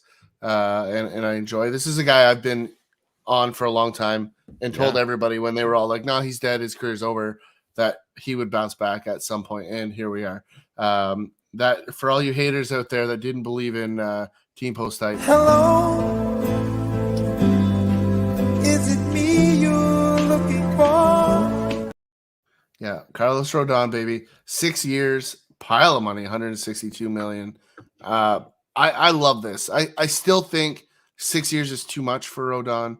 I will say Yeah. this: I do think he's going to have a little more trouble in the AL East. Like, I think if I was Carlos Rodon trying to get paid, I'm a Yankee, right? Right. That makes sense. That part of this deal. If I'm Carlos Rodon, I want to be recognized for the success in my career.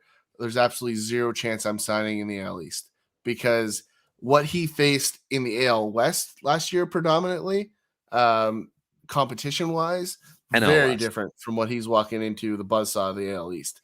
You talk Yeah. about like Toronto, for example, mashed on fastballs, a really huge part of Rodon's repertoire.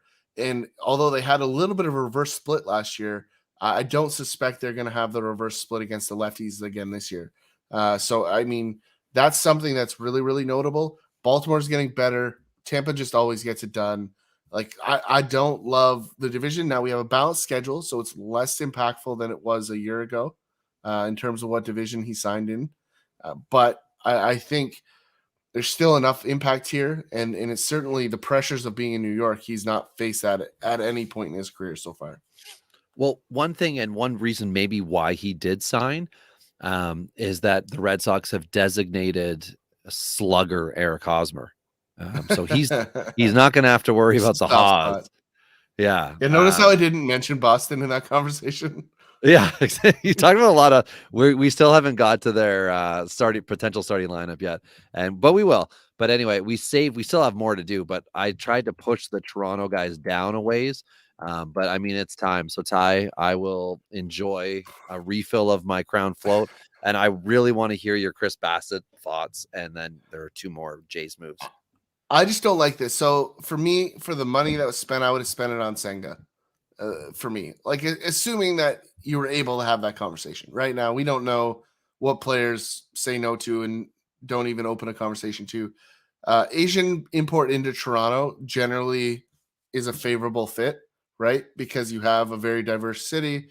You have Ryu already on the team, so there was some potential connections there. I would have rather went for that arm as opposed to the soft throwing guy in a small ballpark.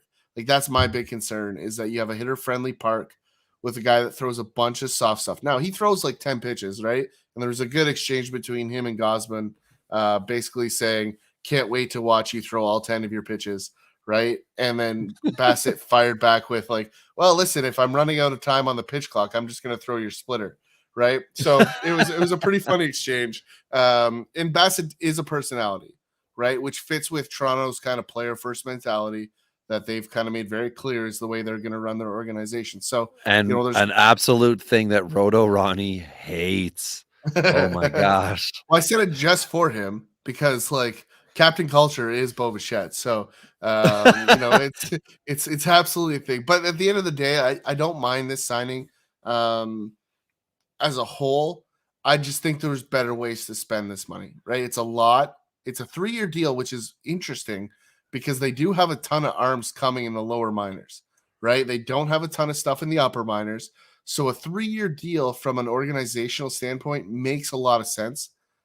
He's old, but not old, if that makes any sense as well. Because I think he's the same age as Trey Turner, right? Which says something there. You got him on a 3-year deal instead of a 14 or whatever Trey Turner ended up at. So at the end of the day, like this is gonna be okay because he's gonna give us stable innings, which we didn't always have at points last year.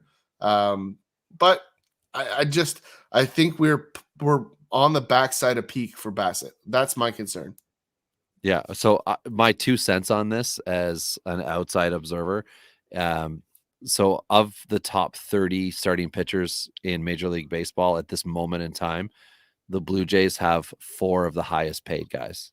Yeah. And that's a problem. And it's a problem because the guy that's not on the list is your best one, your 5th starter in that scenario, the only guy missing, and that's Alek Manoah. He's not getting paid, and he's most likely. I mean, Gosman, yeah, of course, he's a good pitcher. Bassett, sure, but 20+ million. I love your comparable. So if you take just the simple math on Senga's 75 for 5 years and Bassett's 62 for for 3 years. I think that's what he finished at. You've got a $13 million 2-year deal that got left out for Toronto, and maybe it would have cost them a few extra mil, but it certainly would not have been $10 million more that they would have had to pay. So I think that, like, I just don't like this deal.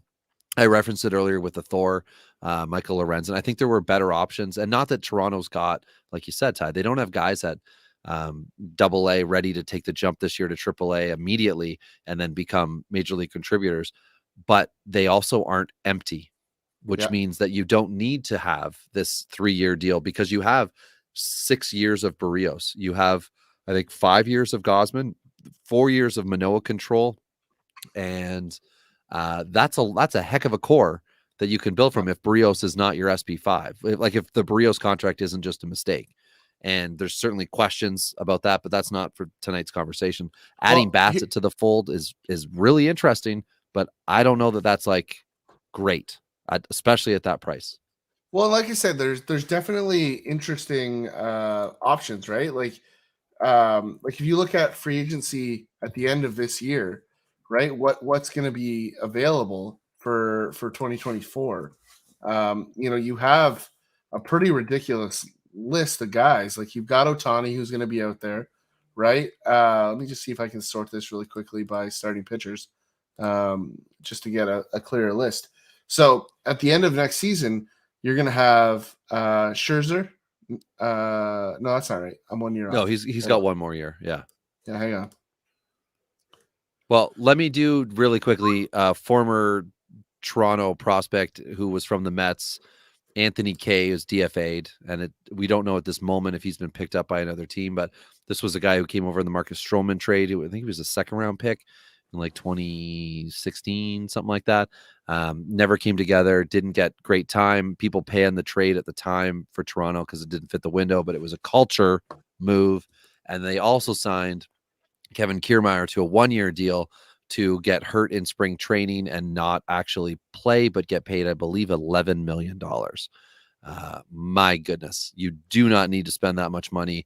And he is not at all a fantasy asset. And Anthony Kay never was outside of prospect trade value. So did I buy enough time, Ty? Well, yeah, but really interesting. Like, so he signed a 2-year deal. Scherzer did. So he has a player option. Oh, it's a player. Okay. So I didn't know that either. But if we look at the free agent list next year, like the question I have is, should you have spent that money this year? Because next year, assuming this list doesn't re-sign, Scherzer, who may retire, unlikely, but may, Trevor Bauer, Ohtani, Stroman, Darvish, Kershaw, Charlie Morton, who probably will retire, Ryu, who you're probably not re-signing, Martin Perez, you're not signing, but you've got Lynn, Wainwright's retiring, Mikolas, Erod, Kyle Hendricks, Julio Urias, Noah Syndergaard, Ross Stripling. All these guys are back out there. So, you've got, like, if I go further down, Heaney, Manaea, Clevenger, Carrasco, Jordan Montgomery, Nola, Giolito, Gray, Snell, Severino, Gibson, Cobb, Paxton, right? So, like, that's a ridiculous offseason, right? Who is going to pay for Julio? What is Julio Urias going to be worth next year? That's he's not leaving. He's not leaving the Dodgers. That's a $300 million deal for Urias right there. Yeah. And what is Ohtani going to?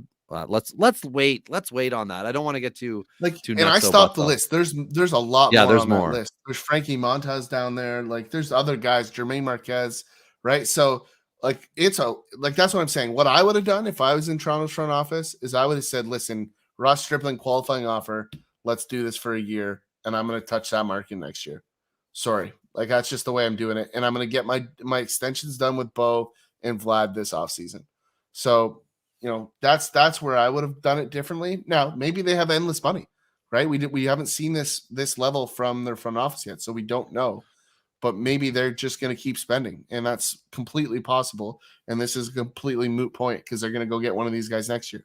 Because they are the only Ryu's money's off the books next year, right? So that's important. Yeah, that's true. Bassett's money turns into, or could just easily slot over to what Ryu's been getting paid. It's very similar. They are also the only team in Major League Baseball owned by a corporation, not an individual owner. So to your point, Ty, if it makes money, they might spend money on it. And with the luxury taxation starting point, moving from 212 million to 233 million, there may be teams that are more comfortable, like Toronto, going up just because inflation is going up. So, but did you have anything to say on Anthony Kay? Bye. Yeah. Go play your video games. That's pretty much And it. what about Kiermaier? Do you from a fantasy point, we know that's not going to be relevant, but what about just I love long it. shot deep leagues? Love it. Oh, you love it. Oh, okay. Because I don't think they're going to roll in without another acquisition. I just don't see that being the final move. What I will say is I don't hate it if it is, because they have enough assets around right now to be able to go get an outfielder in season, right? Like if I do that exact same exercise that I just did really quick, because I haven't done it before right now, I just say outfielders next season. You got Jock, Bellinger again, Gallo, Renfro, Happ, Grichuk, Kiermaier, Rosario, Kepler. There's a couple of guys there that would be interesting, so maybe not enough. But I still think Conforto or Brantley are very realistic options in Toronto.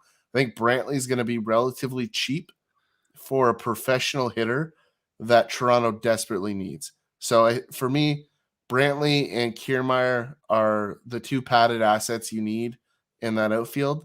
And the one thing I'll say is that Addison Barger is a guy that we're going to talk a lot about this offseason. As a guy that is going to be on the Jays' radar coming into next year, as a guy that could steal some at bats. And he's a shortstop prospect now, but he's not a shortstop prospect tomorrow. So he's going to play some outfield at bats. And then the other one was Zach Britton, who did some things in the fall league, had a good season last year. So those are two guys that everyone is assuming we have to add in free agency that could take some of those at bats out of play. So there's two options. There's let's go get the veteran presence. That makes sense. And then there's the one, hey, we've got a couple guys that are good. That also makes sense. But yeah, let's put Toronto in the mirror, though. Those are a couple things to just hammer on. Trevor May, interesting signing. I'm shocked Oakland's in on Trevor May here. I shouldn't say that. I'm shocked Trevor May wanted to go to Oakland. Yeah, that's where I'm more surprised. And the money wasn't stupid. I think it was like $7 million, like 1 year, $7 million. Yeah, it's a strange one because Oakland does have a history of bringing in guys like Trevor May, improving, like giving them some value and then trading them in the market. So, it fits their strategy, but Trevor May, I'm surprised there wasn't a better offer for him somewhere. Well, and if I may, Ty, may, they now have potential closers and save hold league. Like this is drool worthy stuff, right? Because you just pick two of these guys, you're safe. Danny Jimenez, former Rule 5 guy, AJ Puck, Zach Johnson, and Trevor May. So of the four, for sure two of them are going to be your late inning guys. It's a matter of will May actually be the starter closer? AJ Puck, by the way. Sure. Okay. They've said it. They've said that they plan on stretching him out.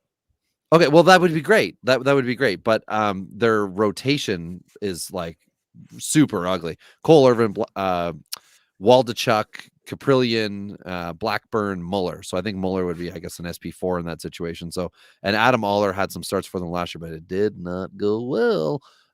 So I don't think you want to see that again. But the back of the bullpen in Oakland might be something they're deciding to build from because they've got control with three of those four guys, May being the only one who's on a 1 year, a 1 year deal. But we'll see. That I'm sure maybe part of that conversation was you can sign with us now. You can take the next, 2 months to get ready for spring training. And then if we're not in a position to compete, handshake agreement, we will make a move and put you on a team that is looking like they're going to be in the playoffs if it's not us. Right. And then you could take that as a professional pitcher and that would be good for you. I think that's all. Now, here's an interesting one. Sean Manaea did not have a great year post-trade from Oakland to San Fran, but got 2 years, $25 million deal, 12 on it, very similar to Stripling's. But this is the rotation in San Francisco. And if you're talking about guys with upside, this is team miss right here. Alex Wood, Ross Stripling, Alex Cobb, Sean Manaea, and Logan Webb. Of all of those, I'm skipping Anthony Desclafani, who was previously a guy who, when he goes there, he's going to be really good. Well, now he's on the outside looking in. Jacob Junis also once upon a time was like a starter turned to long man in the pen. but Sean Manaea could be a pretty crummy deal, but absolutely under the radar guy. I just think the NL West is going to be really tough. There's going to be some tough times because when you go to Colorado, even though the team might not be great offensively, the ballpark really helps.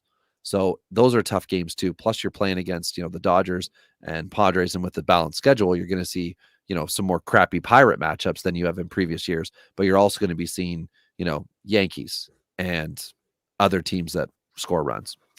Yeah, it's interesting, and you've got a couple guys on the periphery of this team, like Luis Gonzalez. We might see Helio Ramos this year, who's kind of turned away from the huge prospect upside and more into the defensive outfielder side of things. Tristan Beck, we could see a little bit of this year as a guy that maybe give you some sneaky value, but there is a bit of a gap between their major league roster and their prospect stable. So it's good that they're filling this up with guys like this because they need a couple of years to rebuild what's become a very poor minor league system. And so I'm interested to see what they do with this, but I like this rotation, frankly. I like it as a sneaky, like if you look at the numbers from last year, like 290, 373, 496, 301, and 510, and Alex Wood being the guy that I always mention as a new, he's a bullpen arm. He's a lefty. Move him to the bullpen. Get Desclafini in there. That's what I think is going to happen. But this offense gets it done. They're a sneaky team. They had a poor second half last year, but they were very reasonably good in the first half. Now, the only guy I'm going to flag just because we're talking about this as a guy that is now in San Francisco was DFA'd and then re-signed to a minor league deal, and I've mentioned him before. But if you look at J.D. Davis playing first base and you look at Brandon Crawford playing third, like Brandon Crawford is a trade candidate, left-handed infielder, shortstop, third baseman on a free agent year. I could see Crawford being moved in the middle of the season. Colton Welker is a guy that you're going to see in San Francisco. I just think there's a huge buy low on that. And he's an offseason move here that we've mentioned before, but I just wanted to flag it because it fits in here. Another guy too, Ty. Sorry, another guy too that we've didn't mention, but I absolutely meant to mention with Correa, Marco Luciano, who's like a former top 10 prospect for fantasy purposes and Major League Baseball. MLB.com was all over Luciano, who's now only 21. But like this is a guy who's now getting the overrated tag put on him. Yeah. And that's something you talked about with him before. But only at high A right now. He's 21 years old. Last year had 10 dingers. 2021 had a much better year, 18 dingers. But strikeout percentage is reasonable. 24-3 last year. But doesn't walk, and he didn't get a ton of playing time. And that's somebody who maybe San Francisco's like, this isn't who we thought. We don't have, the next great, we don't have Tatis. So we got to go sign him. And that's Carlos Correa. We got to go sign that guy. But a lot of movement within San Francisco. I know that was off topic with Manaea, but just as you were talking about the roster, I remembered we didn't talk about that with Correa. So from a dynasty standpoint, I want the players out there, the GMs to remember that you need to always be listening. CJ Abrams is another guy who was like, vaulted up. And someone in one league in particular, there was a guy who just hounded me for him, but he was never offering me the silly overpay. So I never made the deal. He made the opening day roster last year, did not do well, ended up with Washington now. I'm still believing that there's an everyday player, but I never believed that there was high output, this like elite guy. I never thought he was going to be that, but I was not willing to just get rid of him. Marco Luciano, know what you have with him. Know what's reasonable to expect. And if a good deal comes along right now, maybe it's time to consider it. 21-year-old guy at high A is not ideal when he was a J2. He should be hanging out double A. I'd be moving him. I saw he was moved in our home league for Wander Franco, which was a face palm of epic proportions. I almost got a concussion from that face palm. Just a terrible trade. But it's exactly the kind of trade you're looking for if you own Luciano, is somebody willing to trade back for future years, and now's the time. So speaking of guys that were once promised to be great and never were, the Mets signed minor league deals Jose Peraza and Abraham Almonte. Both have had cups of coffee. These are non-relevant guys. Again, peripheral guys at best. Abraham Almonte had something flare up in his, I think it was a KBO where he was going, or it was I think it was KBO, but had a contract voided in Asia because of an injury on his physical. So that's an interesting one. More important, Andrew Benintendi into Chicago White Sox, which makes the aforementioned Victor Reyes one earlier in the show far an less interesting one. exciting. It buries him for sure. Fun fact about this deal, though, Robbie, this is the largest contract in Chicago White Sox history. I saw that. I don't quite understand how that happens, but I guess that's because they've drafted well. They have drafted well, and they spend a lot of money in international, right? That's the other thing that they do well. Yeah. Well, I mean, 5-year, $30 million or 5-year, $34 million, I think is what Jonas Cespedes initially signed for out of Oakland. And that was like, oh my God, they threw all that money at him. Imagine now getting like a wily vet, or well, not wily vet, but like an established international player on a 5-year deal where you pay them on average $7 million. If you're in any contracts fantasy league, that would be a dream come true as well, right? So, yeah, that's an interesting one. Thomas Pannone is the final name here signed with Milwaukee. Did we talk about Pannone? Yeah, it was just like, yeah, he sucks. Moving on. Oh, okay. I was going to say, he's really a depth piece. He was with the Red Sox organization last year, had 70 Ks in 63 innings, but a 4.5 ERA. So nothing exciting. But as a former Red Sox, I wanted to make sure I did mention that their potential their potential starting lineup for the year is the final point here. Matsutaka Yoshida as they're penciled in as the DH. But then you got Verdugo, Devers, Story. Doesn't sound too bad, right? Tristan Casas, if you're a fantasy guy, that also doesn't sound too bad. Enrique Hernandez, Reese McGuire. Oh my God, we just fell off the cliff. Christian Arroyo. Wait, he's still playing baseball. Jared Duran. Hey, wait a second. I remember that name. The bench. Bobby Dahlback pushed back. Rob Refsnyder, Emmanuel Valdez, and backup catcher Connor Wong. Connor Wong, I will say, like, that's okay. But Reese McGuire as the starter is scary. But Ty, why don't you tell everybody why this is absolutely terrible? Because if you look at Yoshida as kind of a wild card, Verdugo as your league average type outfielder, you've got Devers, Story, Casas, Hernandez, who have all had pockets of, not Casas, but you've got Devers, Story, and Hernandez, who has all had pockets of success. Devers and Story, high areas, top finishes, and then Arroyo like a lost prospect, and Jared Duran kind of trying to stay on. But we talked about before. What do you think of this? Like I said, this could be like a fantasy guy who hasn't paid attention for 3 years, and you still roster Story, and somehow you lucked into Devers. Yeah, I mean, this is just a scenario where you have a bunch of what ifs. Now, we had some what ifs in whatever year the Red Sox won their last World Series. And they kind of proved everybody wrong with a bit of a grinder lineup. Now, am I saying that this team's going to win a World Series? No, I'm not. Like they were on grinder, or maybe, who knows? I mean, to each their own. But at the same time, this is a roster that has some upside potential. I will say that. Like, it's not an absolute dumpster fire like it feels like, because they lost Bogarts and they lost JD Martinez.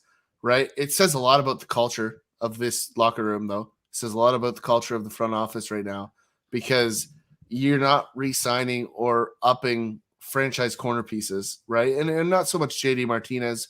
I think that's one that you're fine to let walk. Should have traded him last year because you stunk. Somebody would have took that bat. But at the end of the day, like, losing Bogarts for the amount of money you lost it for is the right move for the Red Sox right now, unfortunately. But to me, the counter here is, how do we get Devers and Sale out of here and rebuild value? Or we should be signing Devers tomorrow. One of those two things need to happen. But the rotation's not that bad, all things considered.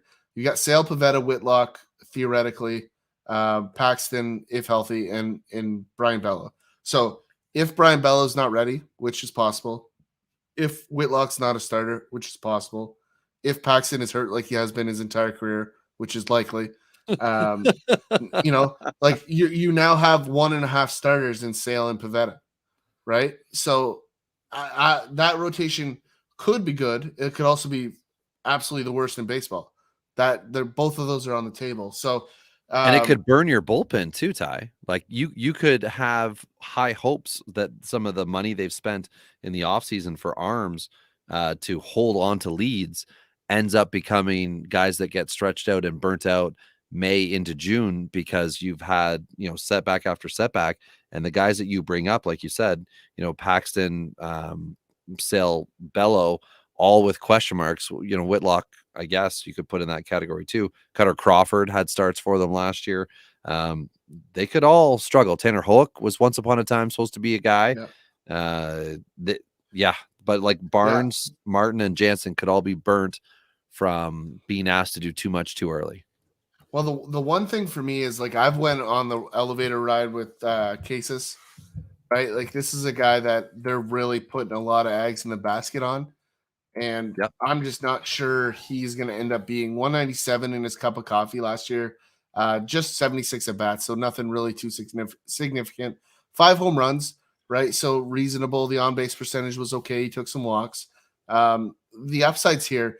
But for me, the concerning piece is, like, he hit 204 against the fastball, 200 against the breaking ball, and 167 against the off-speed. And for me, like, there's just fear that he's getting beat by the fastball. Like, these young kids should have no problem hitting a fastball. He struck out 13 times against the fastball, and just 10 on the other 2 pitch types combined, right? So, like, for me, one of the big red flags I always have on a starter, or like a starting prospect, is, can you hit a fastball? And 13 strikeouts and 49 at bats. Is it awful? No. Is it alarming? Maybe. I'm interested to see. I'd love to be wrong on this one. I've definitely pulled back my position on Cases, and I've unloaded them in a couple leagues. So I'm moving away from him. And part of it is Boston sucks now. So I'm trading him now before the possibility of Boston being terrible impacts his value. So that's right. It's not like the protection's there, right, Ty? Like, he's not going to be in a lineup that's loaded with protection. And we talked about it before, like the failed prospects.